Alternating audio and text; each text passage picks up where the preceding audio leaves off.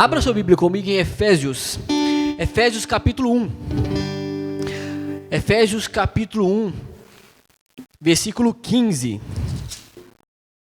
Efésios capítulo 1, versículo 15. Efésios 1, versículo 15. Uma oração do apóstolo Paulo. E ele começa aí dizendo, a partir do versículo 15: Por esta razão, desde que ouvi falar da fé que vocês têm no Senhor Jesus e do amor que demonstram para com todos os santos, não deixo de dar graças por vocês, mencionando-os em minhas orações. Peço que o Deus de nosso Senhor Jesus Cristo, o glorioso Pai, lhes dê espírito de sabedoria e de revelação, no pleno conhecimento dele. Oro também para que os olhos do coração de vocês sejam iluminados, a fim de que vocês conheçam a esperança para a qual ele os chamou, as riquezas da gloriosa herança dele nos santos e a incomparável grandeza do seu poder para conosco, os que cremos, conforme a atuação da sua poderosa força. Esse poder ele exerceu em Cristo, ressuscitando-o dos mortos e fazendo-o assentar-se à sua direita, nas regiões celestiais, muito acima de todo governo e autoridade, poder e domínio, e de todo nome que se possa mencionar, não apenas nessa era, mas também na que há de vir.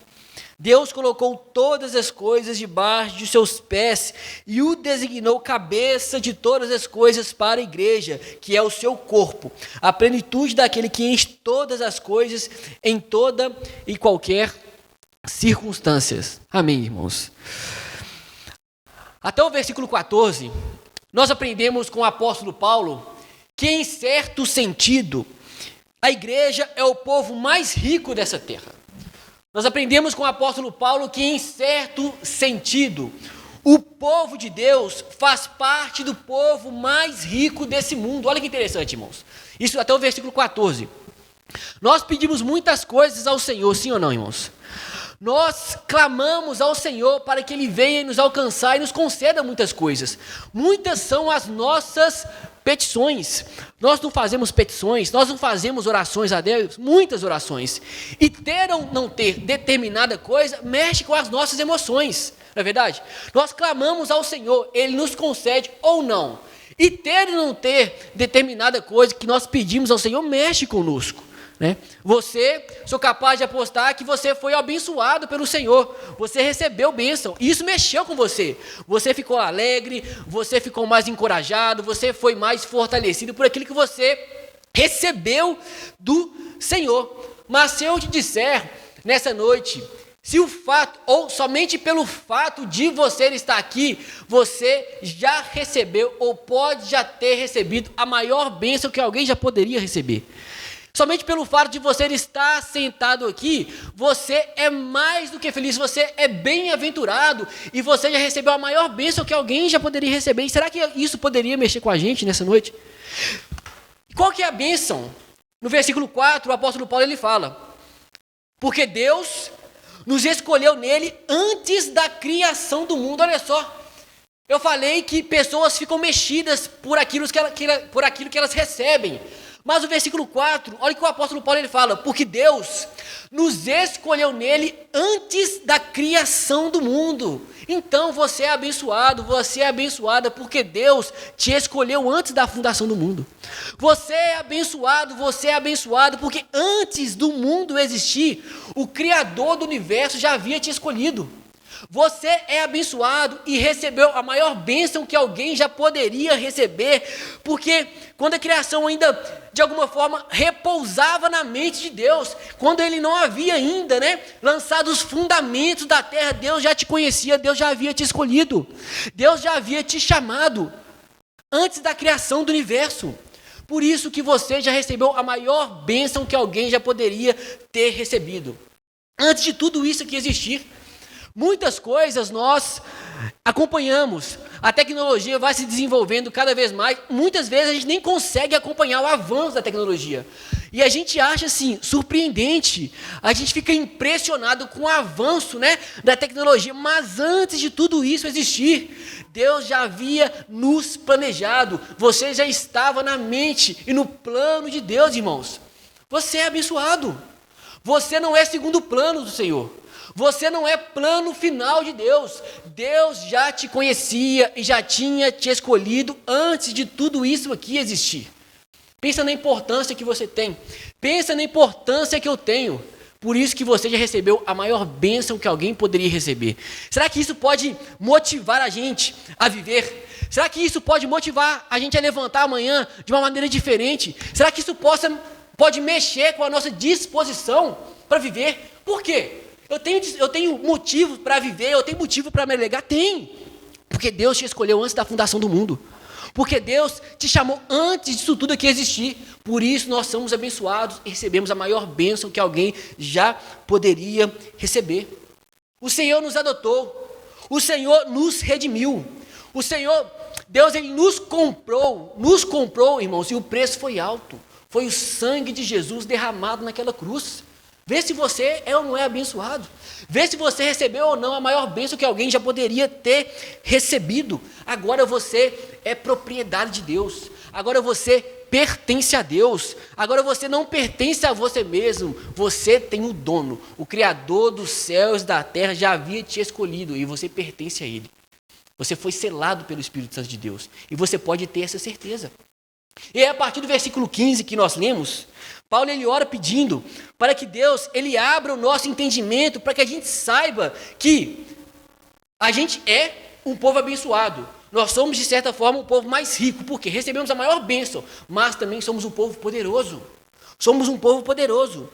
Como eu falei, nós pedimos muitas coisas a Deus, mas muitas vezes, com a nossa vida, com a nossa rotina, nós nos esquecemos do que nós já temos e o que nós já somos em Deus. Nós pedimos muitas coisas a Deus e podemos pedir. Deus ele fala para a gente pedir Ele. Deus ele fala, né, não andeis ansiosos por coisa alguma, antes, através das petições, né, se acheguem a mim, né, através das súplicas. Então, nós devemos orar. Nós devemos clamar a Deus, mas, às vezes, nessa nossa rotina doida de trabalho e de estudo, nós esquecemos quem nós somos em Deus e o que Ele já fez conosco. Ele nos resgatou, irmãos, do império das trevas. Ele nos resgatou, estávamos mortos. E muitas vezes, por causa dessa rotina, nós esquecemos. Muitas vezes, o que vai nos fortalecer na caminhada, quem precisa ser fortalecido aqui? Deixa eu ver. Nós precisamos ser fortalecidos. Muitas vezes, o que vai nos fortalecer na caminhada não é receber algo novo de Deus, mas sim trazer a memória, né? Ou ter a revelação do que nós já temos em Deus. Ter a revelação do que Ele fez por nós. Ter a revelação de quem nós somos em Deus. Isso não vai mudar independente da circunstância. O que você é em Deus, o que você é para Deus, não muda independente da circunstância. O fato dele ter te escolhido antes da fundação do mundo, isso não vai mudar. O fato de você ser propriedade dele, isso não vai mudar. O fato de você pertencer a Ele, isso não vai mudar, porque você foi selado pelo Espírito Santo. E o selo do Espírito Santo é a garantia disso. É a garantia de que você pertence a Deus, de que você faz parte do povo de Deus, e que você é mais do que feliz. Aí, versículo 15, o apóstolo Paulo continua nos ensinando. Por essa razão, desde que ouvi falar da fé que vocês têm no Senhor Jesus e do amor que demonstram para com todos os santos, não deixo de dar graças por vocês, mencionando em minhas orações. Versículo 17. Porque peço que Deus do nosso Senhor Jesus Cristo, o glorioso Pai, lhe dê espírito de sabedoria. Irmãos, perceba que Paulo estava preso aqui. Ele poderia ter pedido muitas coisas na prisão, mas o que ele pede? Peço o Deus de nosso Senhor Jesus Cristo que lhe dê espírito de sabedoria. Sabedoria é andar nessa terra temendo a Deus, irmãos. Sabedoria é andar nessa terra aqui sendo iluminados pela palavra de Deus. Sabedoria é o conhecimento iluminado por Deus. Muitas pessoas têm conhecimento, mas são tolas. A sabedoria não é adquirida, né, na faculdade. O temor do Senhor é o princípio da sabedoria. Às vezes a pessoa, né, E devemos ser, né? Devemos ser usados por Deus, devemos ser. É graduada, pós-graduada, tem mestrado, doutorado, mas não é sábia. Por quê? Não teme a Deus. O princípio da sabedoria é o quê? É temer a Deus. A sabedoria é o uso correto do conhecimento. Muitas pessoas têm conhecimento, mas andam nessa terra e não temem a Deus. Muitas pessoas têm o conhecimento, mas andam nessa terra desconsiderando Deus. Nós cantamos aqui e falamos que Deus ele deve ser o nosso fundamento. Nós cantamos aqui e falamos que Deus, né, nós devemos confiar em Deus, que nós não seremos abalados. E muitas pessoas têm um conhecimento imenso das coisas gerais, mas não fundamenta, né, não coloca em Deus a sua estrutura. Não tem sabedoria. Então perceba, Paulo ele ora. Paulo estava preso, poderia pedir a Deus diversas coisas, mas o que vem primeiro na mente de Paulo? Peço que o Deus do nosso Senhor Jesus Cristo, glorioso Pai, lhes dê espírito de sabedoria. E nós podemos viver assim, irmãos. Nós podemos ter essa sabedoria. Tiago diz que aquele que tem falta de sabedoria, o que deve fazer? Pedir a Deus, que de boa vontade lhe será concedida. Nós precisamos clamar ao Senhor por sabedoria, para que Ele nos guie em uma vida e que a gente vá temer a Ele em todas as áreas da nossa vida. Nós podemos viver assim. Por quê? Quando Paulo foi orientar a igreja de Corinto, ele fala assim, quem conheceu a mente do Senhor para que possa instruí-lo? Aí Paulo conclui, nós, porém, temos a mente de Cristo. Olha só, irmãos. Em qual sentido nós temos a mente de Cristo? No sentido que nós temos o Espírito Santo de Deus e nós podemos, com isso, enxergar a vida com os óculos do Evangelho. Nós podemos enxergar a vida, em certo sentido, da maneira que Deus enxerga. Porque nós temos o Espírito Santo, nós temos a mente de Cristo nesse sentido. Isso é ter sabedoria, é enxergar a vida com a mente de Cristo. Enxergando a vida com a mente de Cristo, nós iremos temer a Deus. Nós iremos temer a Deus. Então nós precisamos orar.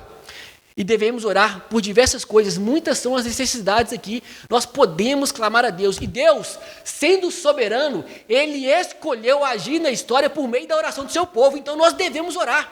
Mas não devemos esquecer de uma oração principal. Senhor, me dê sabedoria.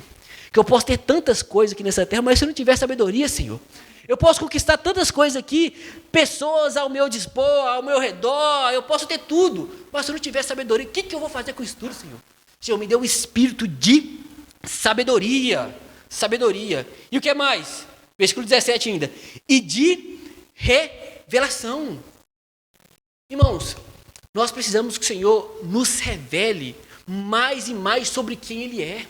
Nós precisamos que o Senhor nos revele mais e mais sobre o que Ele faz. Está escrito na palavra. Mas nós devemos o quê? Nos aprofundar nesse conhecimento. Para que a gente possa olhar para a vida com os óculos do Evangelho e para que nós possamos achar valor espiritual nas coisas. Irmãos, nós somos espirituais, amém, irmãos? Nós somos espirituais e nós devemos enxergar a vida com esse óculos. Por isso nós devemos pedir ao Senhor que Ele nos revele as coisas, nos faz conhecer mais a Ele, nos faz ter mais intimidade com Ele. Porque Ele diz... Peço que o Deus do nosso Senhor Jesus Cristo, 17, o glorioso Pai, lhe dê espírito de sabedoria e de revelação no pleno conhecimento dEle. Uma coisa é conhecer a respeito de Deus, outra coisa é ter intimidade com Deus. Uma coisa é conhecer a respeito de Deus, outra coisa é conhecer a Deus. É desfrutar do agir de Deus na nossa vida. Paulo fala, no pleno conhecimento dEle, enquanto o Senhor não nos revelar, os olhos do nosso coração são cegos. Nós podemos andar nessa vida aqui, mas nós precisamos que o Senhor nos revele. Senhor, o que está escrito aqui? Como o Senhor deseja que eu faça com aquilo que está escrito aqui? Senhor, me faça aprofundar mais no conhecimento do Senhor. Na minha vida, me faça ter experiências com o Senhor. Me faça conhecer mais o Senhor. Nós precisamos disso, meu irmão. E nós devemos orar por isso, que isso vai fazer toda a diferença na nossa vida. Saber quem Deus é e conhecer cada vez mais de Deus, ter cada vez mais pleno conhecimento dEle, que vai fazer diferença na nossa vida. Nós lemos a Bíblia aqui, tem gente que faz plano de leitura, lê a Bíblia um ano diversas vezes, mas precisa conhecer o Senhor com mais intimidade. precisa ter mais intimidade, relacionamento com o Senhor, e precisa que aquelas verdades que ele lê todos os dias penetrem no coração. A gente precisa que aquelas verdades que a gente lê, a gente faz devocional todo dia, penetre no nosso coração e mude a nossa maneira de viver. Só vai mudar se a gente de fato crescer no conhecimento dele, e é isso que Paulo ora. Paulo poderia orar diversas coisas, mas ele ora: eu oro para que vocês tenham o espírito de sabedoria e de revelação no pleno conhecimento de Deus. 17 ainda. Nos dê espírito de sabedoria e de revelação no pleno conhecimento dele. 18. Oro também para que os olhos do coração de vocês sejam o quê? Iluminados. Então perceba, Paulo olha que Deus lhe dê espírito de sabedoria e de revelação. Nós devemos ser usados por Deus. Nós devemos conhecer mais a Deus. Precisamos e necessitamos conhecer mais a Deus. Mas são tantas coisas que aparecem aqui na nossa vida. A rotina, assim, é louca. E nós corremos o risco de absorver coisas que não deveria absorver. Porque o nosso coração é a sede das nossas afeições. O nosso coração é a sede do nosso sentimento. E o que nós estamos deixando entrar no nosso coração? O que o apóstolo Paulo ora? Ele ora também para que os olhos do nosso coração sejam iluminados. Por quê, meus irmãos? Porque nós sabemos que do coração saem os adultérios de Jesus. Do coração vêm as calúnias. Do coração vem a imoralidade. Do coração vem o roubo, os falsos testemunhos. Do coração vem essas coisas. Por isso que o apóstolo Paulo ele ora: olha, eu oro para que os olhos do coração de vocês sejam iluminados. Acima de tudo, o que nós devemos guardar? O nosso coração. O nosso coração. Paulo ele diz, né? Lá em Filipenses, capítulo 4, ele orando, né? A partir do versículo 6, ele diz, eu até falei que não andem ansiosos por coisa alguma, mas em tudo, pela oração e pela súplica e com ação de graças, apresentem seus pedidos a Deus. Olha só. E o resultado disso? E a paz que excede todo o entendimento. Irmãos, fica comigo aqui, ó. Nós devemos apresentar os nossos pedidos a Deus. Qual que é a consequência de não andar ansioso por coisa alguma e apresentar os nossos pedidos a Deus? E a paz que excede todo o entendimento guardará o seu coração e as suas mentes em Cristo Jesus. Olha só. Nós oramos. E qual que é a consequência de apresentar os nossos pedidos a Deus? O que o Senhor preocupa? E a paz que excede todo entendimento vai guardar a sede, aquilo que abriga as nossas emoções. Vai guardar aquilo que abriga os nossos sentimentos. Por quê? Porque nós sabemos que as nossas reações são resultados muito daquilo que nós estamos guardando no nosso coração. Irmãos, quando nós suplicamos ao Senhor, quando nós oramos a Deus, a paz que excede todo entendimento vai guardar o nosso coração e a nossa mente em Cristo Jesus. A palavra guardar aqui, lá no grego, né, em Filipenses, é usada para descrever a função de um sentinela. O que o sentinela faz? É um guarda armado, né, responsável por guarnecer um posto local, fazendo desse local inviolável. É como se Deus se colocasse à frente das nossas emoções, do nosso coração, da nossa mente, e nos guardasse. Por quê? Acima de tudo, devemos guardar o nosso coração. A fonte de onde vem todas as coisas. Por isso que o apóstolo Paulo ele ora. Versículo 18. Oro também para que os olhos do coração de vocês sejam iluminados. Na nossa rotina, o que nós temos deixado entrar no nosso coração? O que nós temos absorvido? O que nós temos assistido e as mentiras que têm entrado em nosso coração? O que nós estamos armazenando, né, no HD aqui, né, da nossa mente? O que nós estamos armazenando, irmãos, na nossa vida? Mentiras. Nós devemos pensar e armazenar tudo aquilo que é puro, tudo aquilo que é correto, tudo aquilo que for amável, tudo que for de boa fama, se houver algo de excelente ou digno de louvor. Nisso ou isso que deve ocupar o nosso coração e a nossa mente. Mas para isso, nós precisamos que seja guardado por quem? Por Deus. Como? Orando, pedindo a Ele. Que a paz que excede todo entendimento vai guardar. Por isso que o apóstolo Paulo ele fala, eu oro. Mas eu oro, acima de tudo, para que os olhos do coração de vocês sejam iluminados. Para quê, Paulo? Para quê? A continuação do versículo. A fim, 18, de que vocês conheçam a esperança para a qual ele os chamou. Devemos guardar o nosso coração e orar para que os olhos do nosso coração eles sejam iluminados. Para quê? A fim de que vocês conheçam a esperança para a qual ele chamou. Irmãos, o crente não vive aqui sem perspectiva. Nós não vivemos aqui sem esperança, irmãos.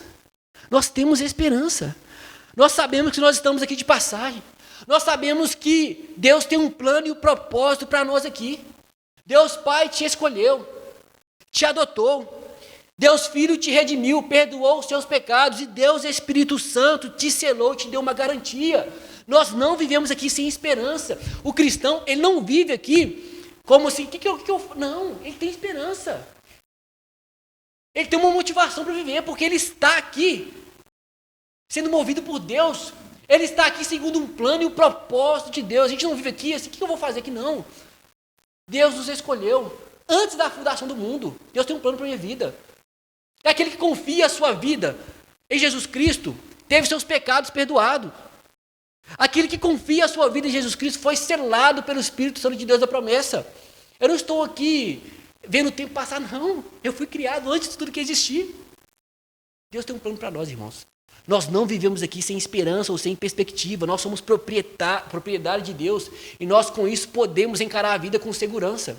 Nós somos propriedade de Deus. Nós podemos encarar a vida com esperança. Com esperança. Por que com esperança? Porque Deus te escolheu antes da fundação do mundo. Te chamou antes de tudo isso que existir.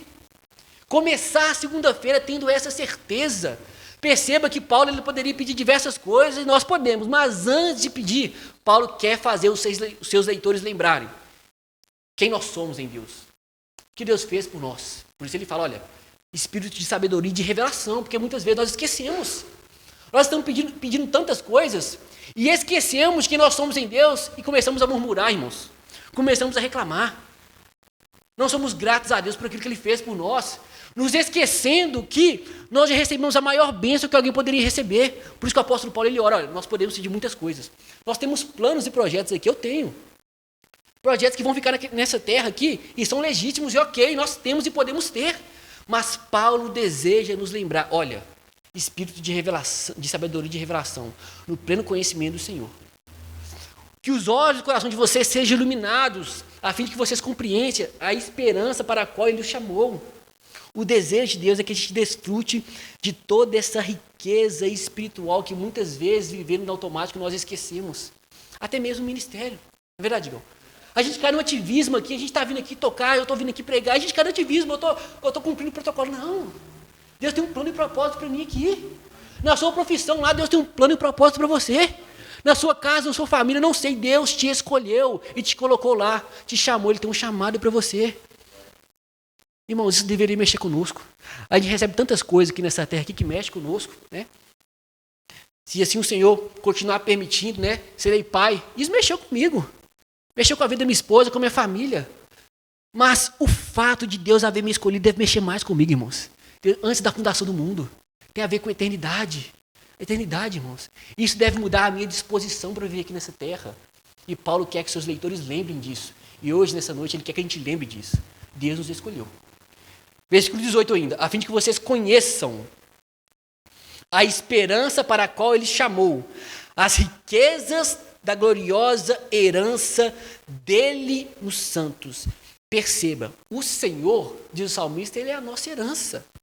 Mas aqui o apóstolo Paulo fala, a fim de que vocês conheçam a esperança para a qual Ele chamou, as riquezas da gloriosa herança dele nos santos. Ou seja, nós somos herança de Deus. Deus olha para nós e nos vê, ou vê em nós a sua gloriosa riqueza. Deus vê em nós a sua preciosa herança. Perceba, a herança dele nos santos. Nós somos a herança de Deus, irmãos. Você, como parte do corpo de Cristo, como um membro desse corpo de Cristo, você é precioso para Deus, você é herança de Deus. Somos a igreja que Deus comprou com o sangue do seu Filho amado. Perceba isso. O preço foi alto. Para estarmos aqui hoje, irmãos, louvarmos a Deus, termos paz com Deus, o preço foi alto. O sangue do seu Filho derramado naquela cruz, nos deu livre acesso, irmãos. Nós desfrutamos de uma paz com Deus e somos capazes de desfrutar de uma paz de Deus que excede todo entendimento por causa do sangue de Jesus derramado naquela cruz. Por isso que você é precioso para Deus.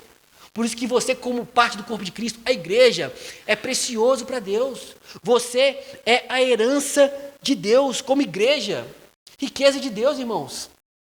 Nós não somos qualquer coisa, riqueza de Deus.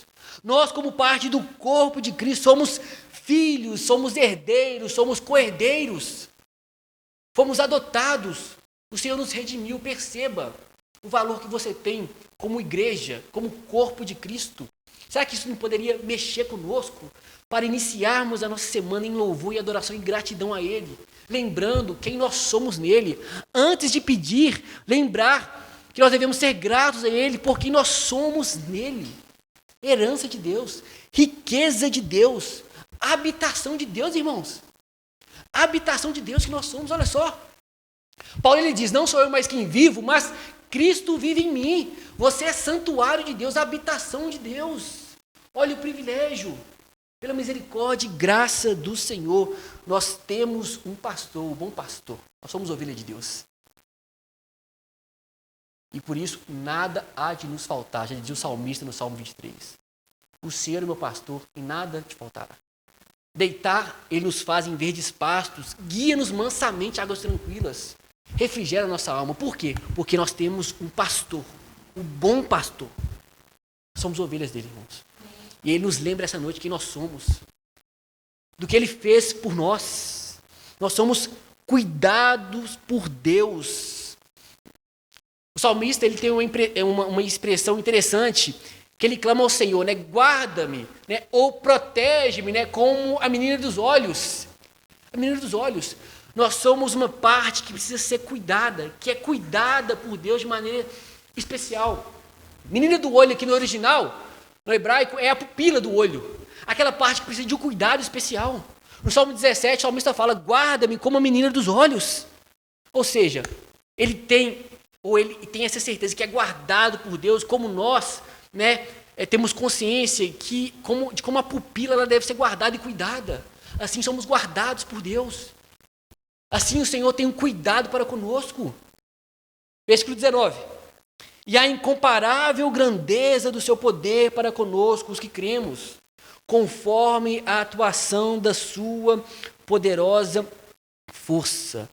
Aqueles a quem Deus chamou, desfruta do poder de Deus. O versículo que nós lemos 19 aqui, a palavra poder, repete várias vezes como uma demonstração de que Ele nunca se mostra satisfeito em proclamar o nosso chamado. Nosso chamado. Ele, por esse poder, nos resgatou da morte para a vida. Ele, por esse poder de filhos do inferno, hoje somos filhos de Deus. Por esse poder hoje, nós somos herdeiros da vida eterna. Nós somos transformados. E o que nós somos hoje e o que nos aguarda não pode cair no esquecimento.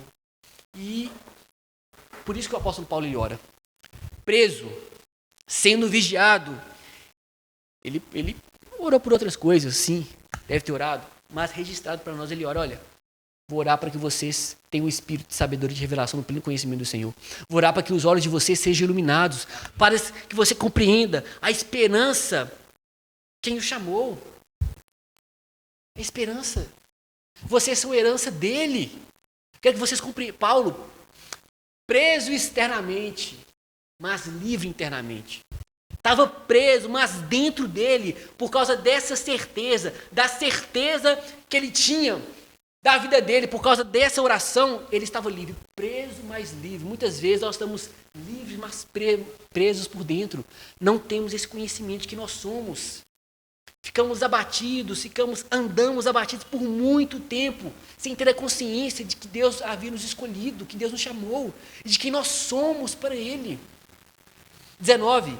E a incomparável grandeza do seu poder para conosco, os que cremos, conforme a atuação da sua poderosa força. E qual é esse poder dele que desfrutamos e que desfrutaremos ainda mais? O poder que nos resgatou do império das trevas e nos transportou para o reino do Filho do seu amor. E ainda desfrutaremos ainda mais. Que poder que é esse? Que está disponível ao crente, ou para o crente. Que poder é esse? Versículo 20. Esse poder, ele exerceu em Cristo, ressuscitando dos mortos e fazendo assentar-se à sua direita, nas regiões celestiais. 21. Muito acima de todo governo e autoridade, poder e domínio, e de todo nome que se possa mencionar, não apenas nessa era, mas também na que há de vir. Deus colocou todas as coisas debaixo dos seus pés, e o designou, Jesus, como cabeça de todas as coisas para a igreja, que é o seu corpo, a plenitude daquele que enche todas as coisas em toda e qualquer circunstância. Perceba, o poder que atua nos crentes é o poder da ressurreição. O poder que atua na igreja é o poder que ressuscitou Cristo dentre os mortos. O poder que atua na igreja é o poder que colocou Cristo à destra de Deus, irmãos. O poder que atua na igreja é o poder que deu a Cristo a mais alta honra e autoridade. É o poder que deu a Cristo a soberania sobre todo o universo.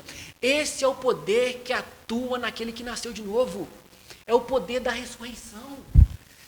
Por isso que eu iniciei falando, você recebeu a maior bênção que alguém poderia receber nessa vida, irmãos. A maior bênção. O poder que tirou, que ressuscitou Cristo ao terceiro dia. Esse é o poder que atua na igreja. Irmãos, essa é a nossa esperança. Essa esperança o mundo não conhece.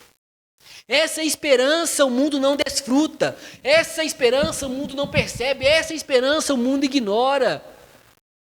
Mas nós somos abençoados. E nós oramos para que outras pessoas também sejam encontradas por Deus e desfrutem dessa vida. Nós oramos que outras pessoas também sejam alcançadas por Deus e tenham essa esperança como nós temos hoje. Iniciaremos a semana amanhã, hoje, né, na verdade, né? Iniciaremos a segunda-feira amanhã com essa esperança, irmãos. Pedindo a Deus várias coisas, podemos pedir. Amém, irmãos? Podemos pedir.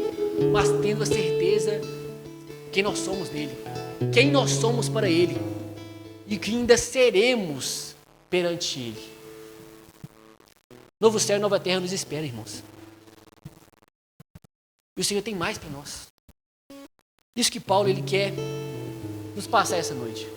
Eu falei que o mundo não conhece, o mundo ignora e o mundo não percebe. E se nós, como crentes, como pessoas que foram resgatadas, podemos avaliar nossa vida espiritual? Será que nós temos usufruído as riquezas que temos em Cristo? Será que nós temos crescido no relacionamento íntimo com Deus? Será que nós temos conhecido mais a Deus? Será que nós temos aprofundado nessas verdades que nós acabamos de ler? Será que no momento da dor e da aflição, que é normal que nós iremos passar, normal, ok, irmãos, né? Mas será que nós temos lembrado de quem nós somos em Deus? Será que nós temos compreendido a esperança do nosso chamado, de onde Deus nos chamou, para que Ele nos chamou e para onde Ele nos chamou? Será que nós temos lembrado disso dia após dia? Porque se nós lembrarmos disso, irmãos, fará toda a diferença na nossa vida, sim ou não? Se nós lá no mercado de trabalho, no meio da nossa família, se nós lembrarmos disso, daquilo que Paulo orou para os Efésios lembrarem, se nós lembrarmos disso, se trazemos ao nosso coração, se o Senhor nos der espírito de sabedoria e de revelação no pleno conhecimento dele, irmãos, vai fazer toda a diferença na nossa caminhada, toda a diferença. E é o que nós pedimos ao Senhor essa noite, amém, irmãos? Que o Senhor nos dê espírito de sabedoria e de revelação, para que a gente saiba que somos valiosos para Deus. Amém, irmãos? Será que você pode ficar de pé no seu lugar essa noite? Será que você pode orar comigo no seu lugar?